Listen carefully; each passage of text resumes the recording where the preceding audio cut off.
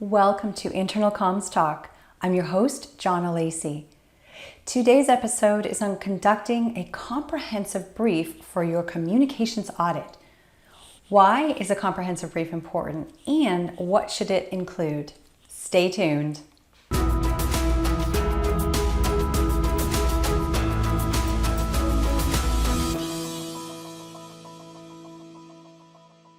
When many hear the word audit, they tend to cringe a little.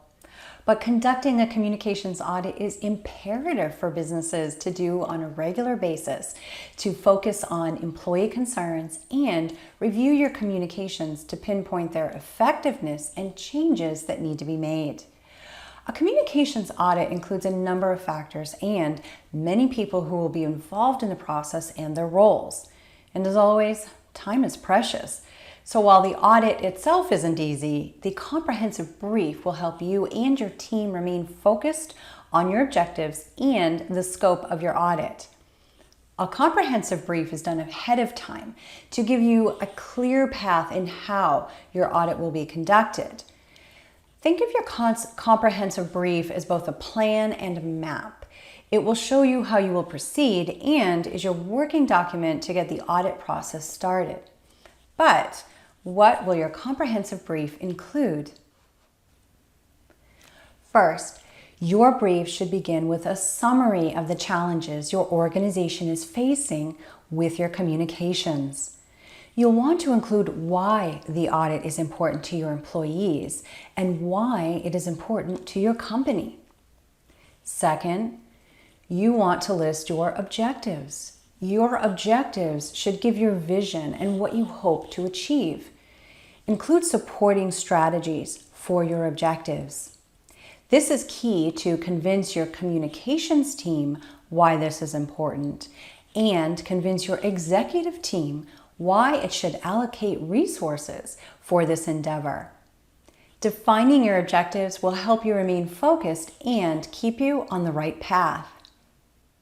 Next, include the scope of your audit. The scope of your audit outlines exactly what methods are involved and analyzed.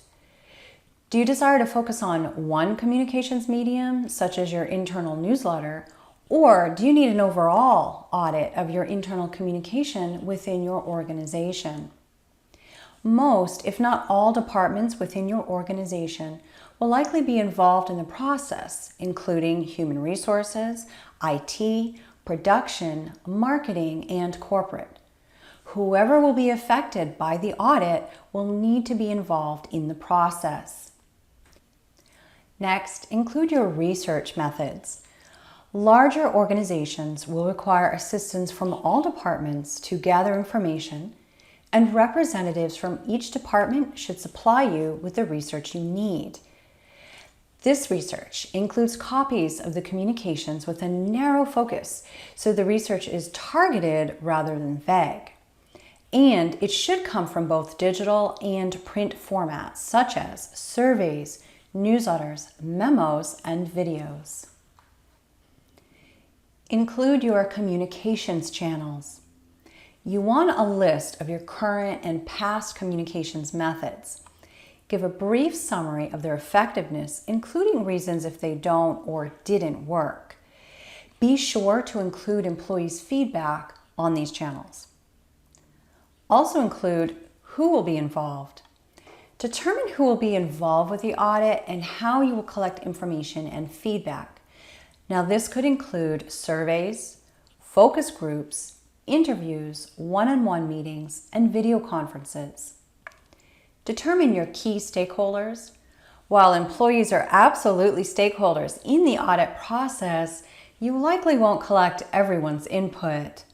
However, surveys, if they're done properly, are a great source for the information you need from the majority. If you decide to conduct focus groups, determine who will be in that group or groups. Representatives from multiple locations, functions, and levels should be considered so you can collect a healthy balance of feedback with your communications process, methods, and goals. Finally, Outline who will be involved in the approval process once your audit is completed and you have a strategy and plan for implementing your goals and objectives. Your company's comprehensive brief is the stepping stone for your communications audit. The brief jumpstarts the process by providing an outline map of your objectives, the scope of the audit, how the audit will be conducted, and it will detail who is responsible within the process.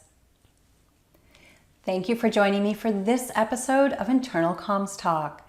If you enjoyed this episode, be sure to subscribe so you don't miss future episodes. New videos are posted bi-weekly. If you have questions or you would like me to explore topics for future episodes, please feel free to leave them in your comments. For even more insights on leadership development, employee engagement, and strengthening internal communication within your organization, visit my website at jmlacey.com.